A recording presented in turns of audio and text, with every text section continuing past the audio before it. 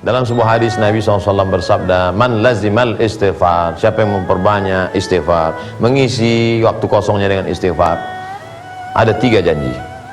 Ja'alallahu lahu min kulli dhiqin makhraja, setiap kesempitannya diberikan Allah kelapangan. Terasa sempit dada ini menghadapi hidup.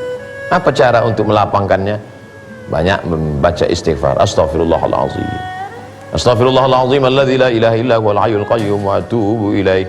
Dan induk daripada istighfar adalah sayyidul istighfar. Allahumma anta rabbi la ilaha illa anta khalaqtani wa ana 'abduka wa ana 'ala 'ahdika wa 'adika mastata'tu a'udzu bika min syarri ma sana'tu abu laka bi ni'matika 'alayya wa abu bi dzambi faghfirli fa innahu la yaghfiru dzunuba illa anta. Tak ada yang dapat mengampuni silap salah dosaku kecuali Engkau ya Allah. Lalu kemudian wa min kulli hammin faraja, setiap hammin, kesusahannya, hidup ini penuh dengan kesusahan, fi kabad, hidup ini penuh dengan kesusahan dan kesulitan. Maka bagaimana cara melepaskan diri dari kesusahan? Iyam sasakallahu bidurrim fala kashifalahu ilahu fala kashifalahu iliyahu. Kalau ada musibah, kesulitan dalam hidupmu, tidak ada yang bisa menyingkapkan, melepaskannya darimu kecuali Allah. Wa yuridka bi khairin fala radda li fadlih. Tapi kalau Allah ingin menginginkan suatu kebaikan untukmu, tidak pula ada yang bisa menolaknya. La haula wala quwata illa billah. Tiada daya, tiada upaya kecuali hanya Allah Subhanahu wa taala. Wa razaqahu min haitsu la yahtasib, diberi Allah rezeki dari jalan yang tidak disangka-sangka. Rezeki punya Allah, usaha milik kita. Buah yang matang di atas pokok kayu punya Allah, tapi usaha kita untuk menjoloknya. Berapa kali dijolok tidak juga jatuh, tapi berapa kali pula kadang kita hanya lalu jatuh dia dari atas. Kuasa Allah.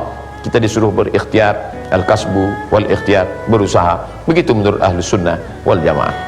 Oleh sebab itu, maka memperbanyak istighfar. Apakah orang-orang yang soleh, bahkan Nabi itu tidak beristighfar? Wallahi demi Allah, kata Nabi Muhammad SAW, wallahi demi Allah, inilah astaghfiru ila rabbi wa atubu ilaih mi'ata marrah fil yawmi wal laylah. Aku beristighfar 100 kali sehari semalam. Nabi yang tidak berdosa, wallahu ya'asimuka minan nas, Allah menjaga engkau, Nabi maksum, tapi dia tetap beristighfar sehari semalam. Ada kalanya orang beristighfar karena dia buat dosa, sabu-sabu, khamar, zina, mabuk, korupsi, dia beristighfar. Tapi ada kalanya orang beristighfar bukan karena dosa, tapi karena dia malu. Orang yang tidak bertahajud malam tidak dosa karena tahajud salat sunat. Tapi kemudian ketika dia bangun di tengah malam, dia lihat acara televisi yang selama ini tidak hanya tontonan tapi tuntunan, lalu kemudian datang rasa malunya. Ini judul ceramahnya tentang tahajud, tapi kenapa aku tidak pernah bangun malam seumur hidupku? Datang rasa malunya. Setelah itu dia pun beristighfar. Jadi ada kalanya juga orang beristighfar karena malu kepada Allah Subhanahu wa taala. Ada pula kalanya orang beristighfar itu karena memang ingin mencari fadilah, keutamaan yang disebarkan oleh Allah Subhanahu wa taala. Oleh sebab itu kalau ada orang hidupnya zuhud, jauh dari keduniawian, tapi sebentar-sebentar dia beristighfar, astagfirullahaladzim, astagfirullahaladzim. Dia tidak minum khamar, dia tidak berzina, dia tidak berjudi, dia tidak makan riba. Lalu kenapa dia beristighfar? Karena dia selalu malu di hadapan Allah Subhanahu wa taala kalau sampai dia tidak melakukan perbuatan amal saleh.